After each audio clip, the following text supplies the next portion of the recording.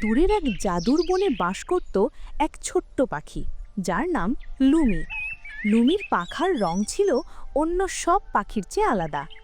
সূর্য উঠলে তার পাখায় লাল, সবুজ, নীল, বেগুনি সব রং জ্বলে উঠত, ঠিক যেন আকাশের রংধনু নেমে এসেছে তার গায়ে।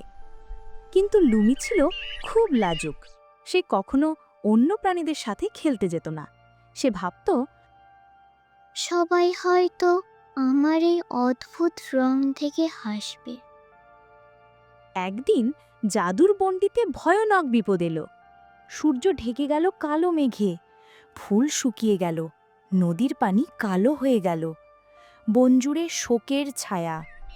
তখন বনের জ্ঞানী পেঁচা ডেকে বলল, এই অন্ধকার সরাতে হলে সূর্যের মুখটা নিয়ে আসতে হবে, যা পাহাড়ের উপরে ঝড়ের গুহায় লুকানো আছে।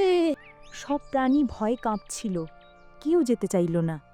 ঠিক তখন লুমি ভাবল, আমার রং যদি সত্যিই বিশেষ হয়, তাহলে আজ প্রমাণ করতে হবে আমি সবার থেকে আলাদা নই। এভাবেই শুরু হলো লুমির অভিযান। লুমি উড়তে উড়তে চলল পাহাড়ের দিকে। হঠাৎ শুনতে পেল কারো কান্নার শব্দ। আমি পথ হারিয়ে ফেলেছি, কেউ আমাকে সাহায্য করো। ভয় পেও না, আমি তোমাকে সাহায্য করব। চলো আমার সাথে। কিকুকে নিয়ে লুমি এগিয়ে গেল।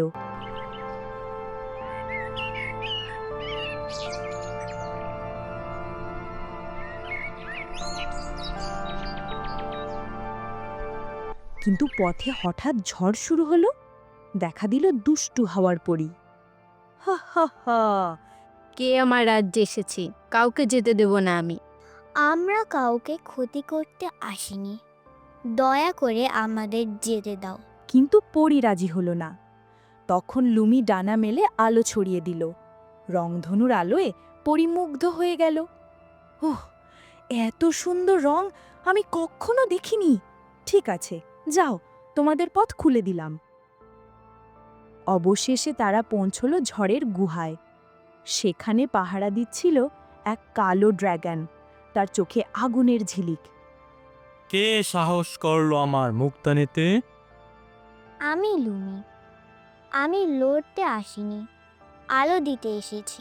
এই মুক্তা বনের প্রাণ বাঁচাবে, দয়া করে আমাদের যেতে দাও। তারপর লুমি তার আলো ছড়িয়ে দিল। ড্র্যাগন প্রথমবারের মতো আলো আর রং দেখল, আর মুগ্ধ হয়ে মুক্তা দিয়ে দিল।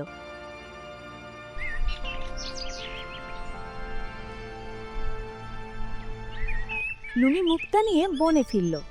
বনের মাঝখানে মুক্তা রাখতেই অন্ধকার মুছে গেল, সূর্য হাসল, ফুল ফুটল, নদী ঝলমল করল।